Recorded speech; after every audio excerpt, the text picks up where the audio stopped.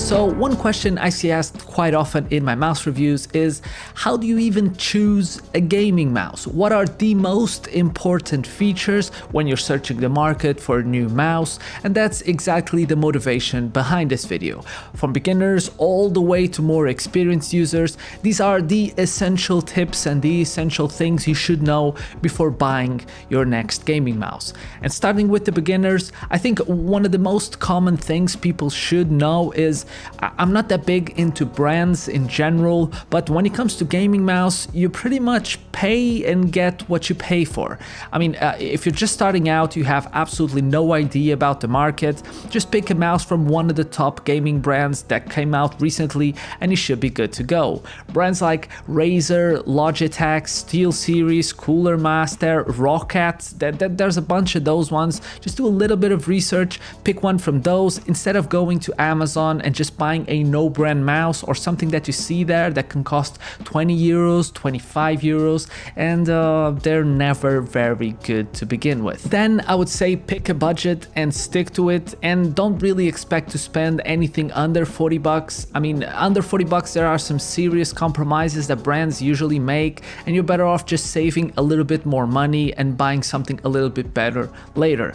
So I would say 40 bucks is as budget as you should go. Between 50 and 80 bucks is a pretty good budget for a great wired mouse, and above 80 there's a bunch of great wireless options that are worth considering. Talking about wireless versus wired, on the high end, wireless is just better. I mean, the response times are so close between them, and the freedom of movement that you get by not having a wire is a massive improvement. But don't expect a Bluetooth mouse or an older 2.4 GHz wireless mouse to be as good as recent mice released by the likes of Logitech or Razer or a bunch of the top brands I talked before. And finally, pick a shape that you find comfortable. It's the single most important spec about a gaming mouse, and a lot of people disregard it. My preferred grip style is what is called a claw grip, that mostly consists on holding the mouse like this, with my fingers arched up, like a claw, and in my opinion it offers a great balance between control and comfort.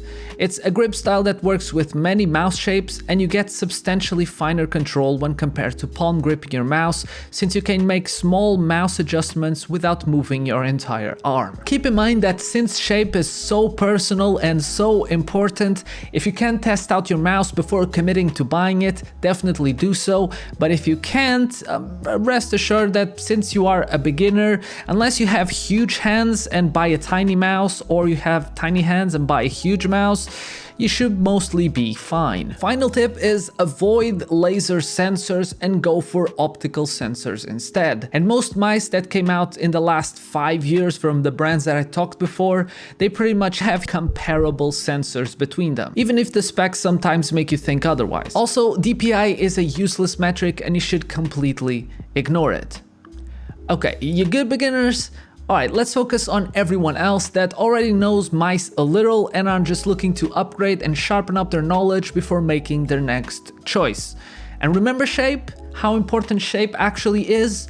Well, there are ways to make your choice more accurate without actually trying a mouse. And all that starts with measuring your hand. And the process could not be more straightforward.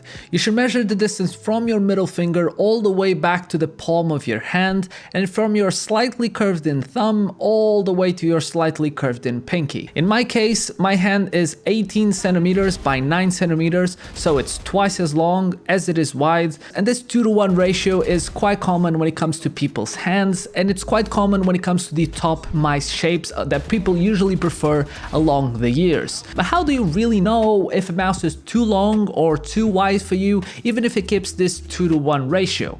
And to be honest, I mean, you can get used to a lot of different mouse shapes, and you shouldn't really live an entire life thinking that only the Razer Death Adder, for example, that's quite a big mouse, only that shape is good for you. You should be open-minded, and in general, you should try to strive for a mouse that is is as small and as lightweight as you find comfortable for your own grip style. Talking about weight, I have to admit I was a denier about this whole lighter weight mouse trend for a very long time, and I truly believe that if you pick a mouse that's heavier, you'll get more control, and if you pick a mouse that's lighter, you'll get more speed. But honestly, the lower the mouse weight, the less you feel like you're holding something, and the more you feel like you're just aiming with your arm and not with a mouse. Take for example my mouse journey over the past 5 years. I came from a Razer Death Adder Elite that weighs around 97 grams to a Razer Basilisk Ultimate that weighs around 107, to a Razer Viper Ultimate at 74, and now to my Logitech G Pro Superlight at 59 grams. And the conclusion is very simple. The less mass your mouse has, the less friction you feel when making direction changes, and things like tracking enemies in-game are substantially easier with a lighter mouse. Keep in mind that you shouldn't really sacrifice any major feature about a mouse just so that you can shave off a couple of grams. It really isn't worth it, and around 80 grams is a good place to start if you want to trim down your current mouse weight for something a little bit lighter. Then, if you have the budget, just go wireless. As simple as that. I mean, long gone are the days of crappy wireless. These days, options like the G Pro Superlight or the Viper Ultimate are really exceptional wireless mice, and for as low as 80 to 100 euros that you sometimes can find them when they are on sale, you should really cut the wire. And bonus tip, if you worry about battery life and battery longevity, just turn off the RGB and you can easily get multi-week battery life without having to worry. If your phone battery can last 2 to 3 years being charged every day, your mouse will be just fine lasting a lot longer by being charged once every month. And finally, keep in mind that most of the times the devil is in the details, and it's quite easy to be laser focused on the big specs about a new mouse and miss out on some of the details, like are the mouse feet good and made from pure PTFE to offer great and consistent glide, or are they terrible like the ones from the SteelSeries Aerox 3? Are the mouse clicks snappy and long lasting, or are they mushy and prone to double clicking? And if it has a wire, how good is it? Is it flexible and lightweight, or is it stiff and hard to play with? These are just some of the most important things that you should know if you want to pick the best option for you, but no need to feel overwhelmed with the choice. It's very likely that you will enjoy using a lot of mice that are out there in the market right now. And if you measure your hand, know your grip style, keep attention to the details like the cable in case it has one, the mouse feet and the mouse clicks, you're more than halfway into making a great buying decision. And if you want to watch a review for my current mouse of choice, the Logitech G Pro Superlight, I'll leave it linked in the description, as well as some of my previous reviews about the Razer Viper Ultimate, for example, that's also still a fantastic choice, as well as the Razer Basilisk Ultimate, a more productivity focused mouse, and the Razer Death Adder Elite that a lot of you watched, so I'll leave it also linked there in case you're looking for a very budget option that you can sometimes find at a killer price. So that's it. I hope you guys enjoyed the video. But you're here, but it's absolutely nothing to do with mice. You're just here for some feline action, and I will surely share it with you. Thanks for watching. I hope you enjoy. Please subscribe if you're new to the channel and you want to see more of my face and technology. And yeah, bye.